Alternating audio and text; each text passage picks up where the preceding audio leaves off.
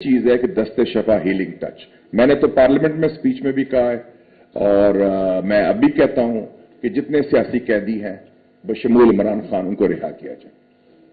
Healing touch के लिए बहुत जरूरी है दस्ते शफा। जब मियां साहब अरेस्टेड थे मैंने उस वक्त भी पार्लियामेंट में कहा था कि मियां साहब सियासी कैदी हैं, वो सियासत की वजह से कैद हुए। तो मैं बात तो सही करनी चाहिए ना, और उसके अलावा हमें चाहिए कि ये सब मिलके एक रास्ता निकालें। और इलेक्ट्रल प्रोसेस ईवीएम की बात भी आपने की, और जो आप कहते हैं ना वो उसकी प्रोपोर्शनल रिप्रेजेंटेशन, नेपाल ने बड़ा अच्छा सिस्टम बनाया है। उन्होंने कर दिया है आधा प्रोपोर्शनल और आधा जो है हाइब्रिड कर दिया।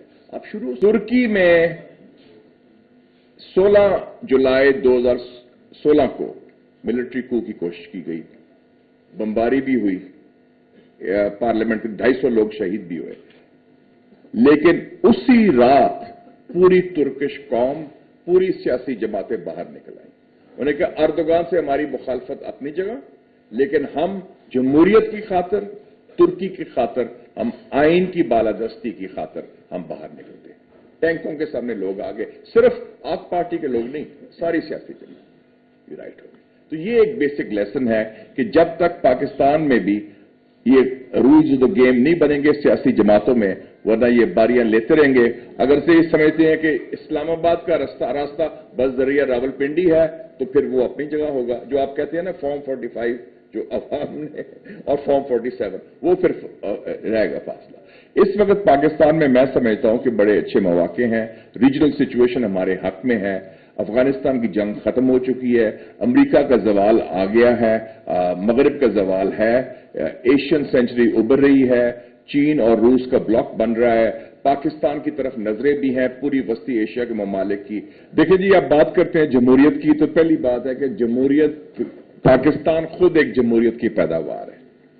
कायद आजम की क्यादत में कायद आजम ना कोई जनरल थे, ना जज थे, ना जागीरदार थे, वो एक कानूनदान थे, believing in the rule of law, और एक सियासतदान थे जिनको अवाम की हमायत थी, और एक सियासी जमात के जरिए, ऑल इंडिया मुस्लिम लीग के जरिए, बैलेट के जरिए, सियासी जद्दोजहद के जरिए उन्होंने पाकिस्तान बनाया।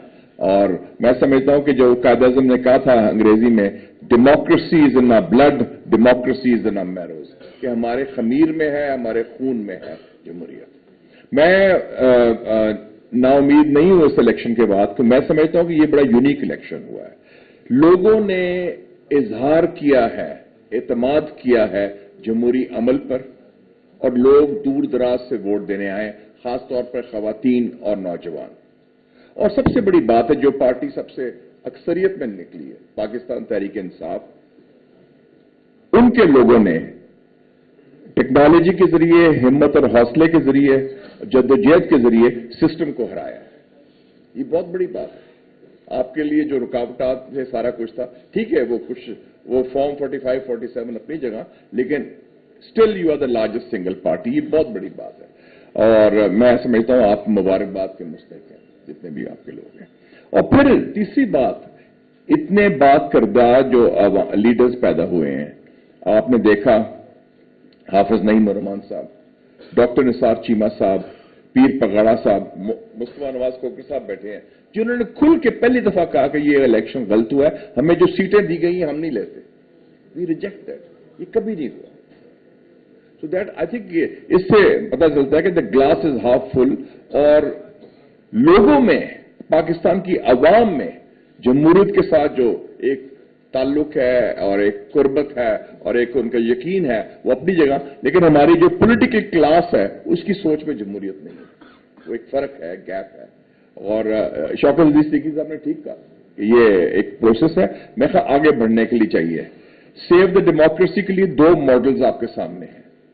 दो मुसलमान ममालिक में क्या हुआ, एक तुर्की और एक मिस्र।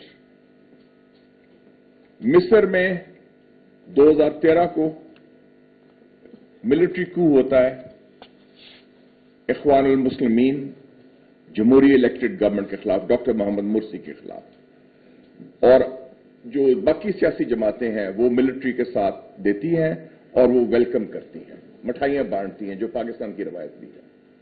क्योंकि पाकिस्तान में भी आपने देखा कि पिछले 6 सालों में 6 वजीर आजम आए हैं, 6 सालों में 6 वजीर आजम आए हैं 2017 से 2023 तक।